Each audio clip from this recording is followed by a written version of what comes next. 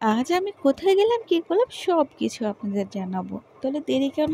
চলেন আমার ভিডিওটা পুরোটা দেখতে হলে আমার সাথে থাকতে হবে আর আমাকে লাইক, কমেন্ট, শেয়ার আমাকে প্রচুর পরিমাণে সাপোর্ট করতে হবে। কালকের ভিডিওতে হয়তোবা দেখেছেন আমি অনেক দূর সেই পূর্বাচলে চলে গিয়েছিলাম। তো পূর্বাচল থেকে তাড়াতাড়ি চলে এসেছিলাম। তাড়াতাড়ি চলে আসার কারণ হলো আজকের দিনে বুধবারের হাট ছিল। আমি বাসা থেকে নিয়ত করে বের হয়েছিলাম আজকের দিনে বুধবারের হাটে যাব।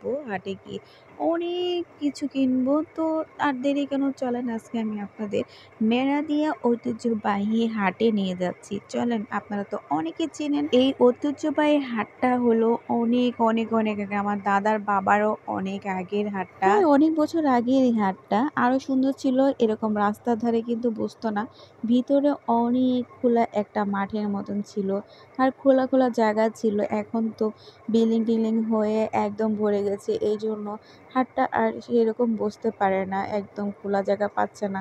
তার জন্য রাস্তার ধারে বসে রাস্তার ধার থেকে কিনতে হয়, তারপর অনেক ভালো লাগে। আসলে একটা কথা কি, যত দিন যাচ্ছে ততই আমাদের ঐতিহ্যবাহী দিনগুলো শেষ হয়ে যাচ্ছে, ঐতিহ্যবাহী হাটগুলো আর বসছে না, কিরকম যেন হয়ে যাচ্ছে, তাই না?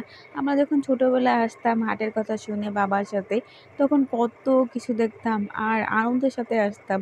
নিমকি ভাজা খাবো, মুরালি খাবো, তারপরে অনেক কিছু কিনবো, কিনে নিয়ে বাসা যাবো। আর এখন আর ওই আনন্দটা হয়ই না, কারণ জায়গায় জায়গায় আর ওরকম ধরনের হাট বসানো ঐতিহ্যবাহী পুরানো স্মৃতিগুলো আর মনে রাখার মতন নাই। তারপরও যদি মনে করেন যে এরকম থাকে, তাহলে তো আর আসতে ইচ্ছা করে না রাস্তার ধারে ধারে।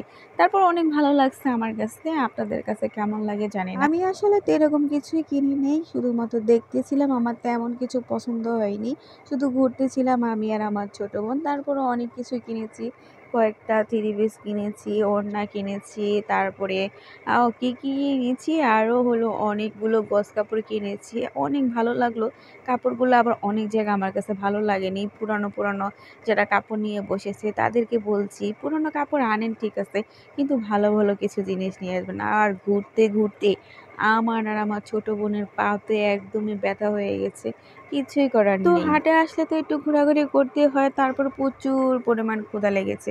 এখন আমি চলে এসেছি আমাদের খিলগাঁও তালতলা মোড়ে। এটা হলো যে চৌধুরী পাড়া পড়ে, অনেকে বলে এটাকে চৌধুরী পাড়া। আজকে হয়তোবা আমার কণ্ঠটা অনেক মোটা লাগছে, কারণ হলো আমি শুয়ে শুয়ে ভয়েস দিচ্ছি আর আমার একটু ঠান্ডা লেগেছে, তার জন্য আমার ভয়েসটা অনেক খারাপ লাগতেছে। আপনারা কিন্তু কিছু মনে করবেন না। আর এই রেস্টুরেন্টটার নামটা তো দেখিয়ে দিলাম, এই রেস্টুরেন্টটা ভালোই ছিল, একদম নীরব ছিল আর খাবারটা কিন্তু জোস ছিল। আমার সবচেয়ে ভালো লেগেছে এটার ডেকোরেশনটা, যারা একটু ভিতরে বসতে চায় তাদের ডেকোরেশনটা কত সুন্দর, তাই না? আর যারা একটু ভিতরে আরেকটু ভিতরে গিয়ে বসতে চায় তারা বসে বসে বালিশ নিচে দিয়ে বসতে পারবে, অনেক ভালো একটা সিস্টেম করেছে। আমার কিন্তু আর চেয়ারে বসে খেতে ভাল লাগলো না, পরে আমি মাটিতে বসেই খাবারটি খেলাম। ঘুরতে ঘুরতে তো গলা শুকিয়ে গেছে, ঠান্ডা কিছু একদম গরম হয়ে গিয়েছি, ঠান্ডা কিছু খেলে কিন্তু অনেক ভালো লাগবে, তার জন্য আমি নিয়ে নিয়েছি ফালুদা।